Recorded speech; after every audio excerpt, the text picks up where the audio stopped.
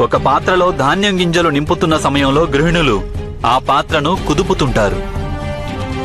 ధాన్యం గింజలు తమ తమ స్థానాలకు చేరుకుంటాయి. ఏ ధాన్యం గింజ కూరుకుపోతుందో, ఏ ధాన్యం గింజ పైనే ఉంటుందో వాటిలో ఏ అంతరము ఉండదు. ఎందుకంటే చివరికి ఆ గింజలన్నీ భోజనంగానే మారాలి.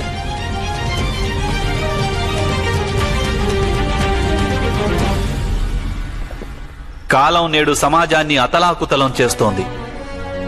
మనుషులు అనే గింజలు తమ తమ స్థానాలకు చేరుకుంటారు. అధర్మం ఏ మనుషులనైతే పైకి తీసుకువస్తుందో కాలం ముందుగా వారినే భక్షిస్తుంది. ధర్మం కొందరు మనుషులను రక్షిస్తుంది కనుక వారి భక్షణ తర్వాత జరుగుతుంది. కాలగర్భంలో ఏదో రోజు అందరూ కరిగిపోవలసిందే.